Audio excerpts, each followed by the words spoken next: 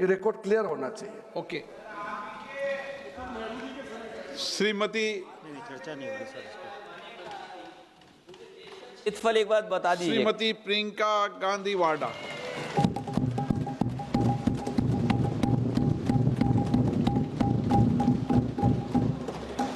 आदरणीय अध्यक्ष महोदय, मैं आपको धन्यवाद देना चाहती हूं कि इस महत्वपूर्ण मुद्दे पर आपने मुझे बोलने का मौका दिया। ये अलग बात है कि सत्ता पक्ष के लोग सब मेरे बोलने से पहले ही भाग गए। आइए आइए, आपको देख के मैं खुश थी कि आप वापस आ गए। सबसे पहले मैं उन सैनिकों, उन जवानों, उन अफसरों को नमन करना चाहती हूँ जो हमारे देश के रेगिस्तानों में, हमारे देश के घने जंगलों में, बर्फीले पहाड़ियों पे हमारी देश की रक्षा करते हैं, जो हर पल देश के लिए अपनी जान देने के लिए तैयार रहते हैं। 1948 से लेकर अब तक, जब से पाकिस्तानी रेडर्स ने कश्मीर पे हमला किया, तब से लेकर अब तक हमारे देश की अखंडता की रक्षा करने में उनका बड़ा योगदान है। हमारी आज़ादी अहिंसा के आंदोलन से हासिल हुई, लेकिन जैसे मैंने कहा, उसको कायम रखने के लिए हमारी सेना का बहुत बड़ा योगदान है। अध्यक्ष महोदय, कल मैं सदन में बैठी हुई सबके भाषण सुन रही थी। आदरणीय रक्षा मंत्री महोदय ने बोला, सत्ता पक्ष के कई मंत्रियों ने बोला। 1 घंटे का रक्षा मंत्री जी का लंबा भाषण था। सुनते सुनते एक बात मुझे बहुत खटक रही थी। उसके बाद जब दूसरे भाषण भी सुने आपके सत्ता पक्ष के, तब भी ये बात बार बार मेरे मन में आ रही थी कि सारी बातें कर ली, ऑपरेशन सिंदूर की बात कर ली, आतंकवाद की बात कर ली, देश की रक्षा की बात कर ली, इतिहास का पाठ भी पढ़ा दिया, लेकिन एक बात छूट गई। उस दिन 22 अप्रैल 2025 को जब 26 देशवासियों को अपने परिवार के सदस्यों के सामने खुलेआम मारा गया, तो ये हमला कैसे हुआ, क्यों हुआ?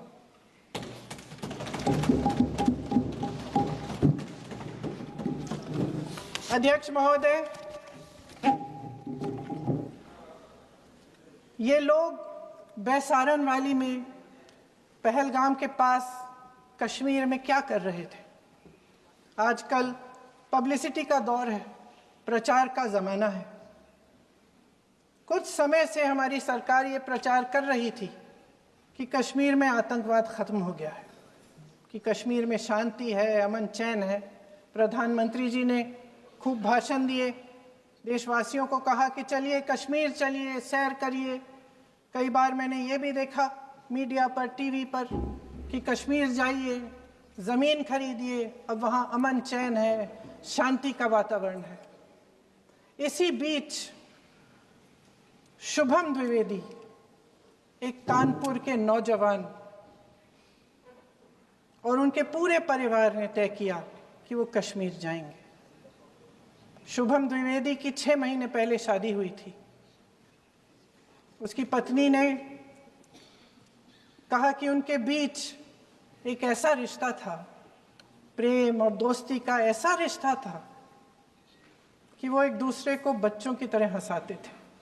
सोशल मीडिया पर एक वीडियो भी जारी है जिसमें पूरा परिवार एक साथ बैठा हुआ ताश खेल रहा है और ऐसे हंस रहे हैं, ऐसे हंस रहे हैं कि उस वीडियो को देख के किसी का भी दिल टूट जाए कि इस परिवार को इस तरह से उजड़ने क्यों दिया हमने। 22 अप्रैल 2025 को बैसारन वैली में मौसम का मिजाज अच्छा था। जैसे हर रोज लगातार 1000 से 1500 लोग वहां पहुंचते थे, उसी तरह से उस दिन भी तमाम पर्यटक वहां पहुंचे। वहां का रास्ता आसान नहीं है अध्यक्ष महोदय जी, जंगल से जाना पड़ता है, पहाड़ों के बीच जाना पड़ता है, घोड़े से जाना पड़ता है। ये परिवार वहां पहुंचे, मौसम सुहाना था, उनके बच्चे ट्रैम्पोलिन पे खेल रहे थे, कोई जिपलाइन कर रहा था, कोई चाय पी रहा था, तो कोई कश्मीर की सुंदर वादियों की ठंडी हवा का मजा ले रहा था। शुभम अपनी पत्नी के साथ एक स्टॉल पे खड़े थे।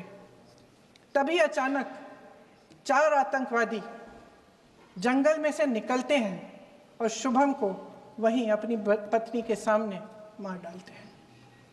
उसके बाद वे वहां से पूरे वैली में 1 घंटे के लिए लोगों को चुन चुन कर मारते हैं। किसी के पति को अपनी पत्नी के आंखों के सामने, किसी के पिता को अपने बेटे के सामने, चुन चुन कर 26 लोगों को मार डालते हैं। शुभम की पत्नी घबराकर वहां से भागने की कोशिश करती है, अपनी जान बचाने के लिए जंगल की तरफ दौड़ती है। वहां पता चलता है कि तमाम लोग जंगल की तरफ दौड़े हैं और अपनी जान बचाने की कोशिश कर रहे हैं। कोई अपने बेटे का हाथ पकड़ के पहाड़ों पर घसीटता हुआ जा रहा है, कोई कश्मीरी घोड़े वालों और गाइडों की मदद लेते हुए चले जा रहा है।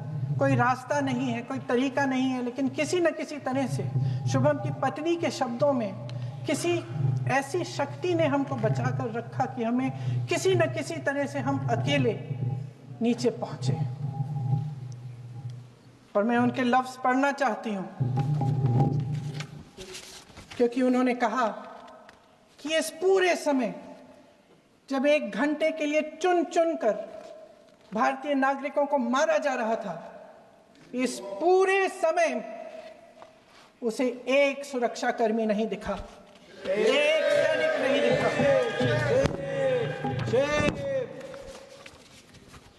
शुभम की पत्नी ने कहा, कोट, मैंने अपनी दुनिया को खत्म होते हुए देखा, अपनी आंखों के सामने एक सिक्योरिटी गार्ड नहीं था।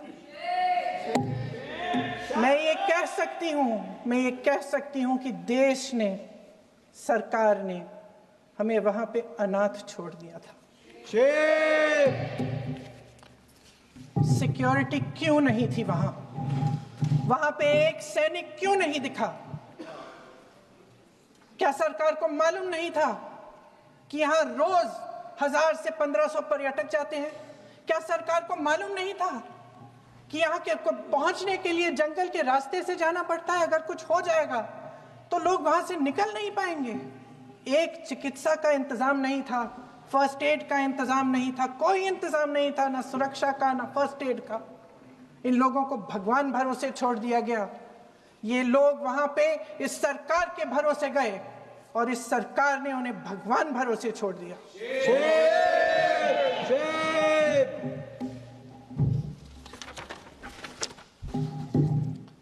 मैं पूछना चाहती हूं, ये किसकी जिम्मेदारी थी?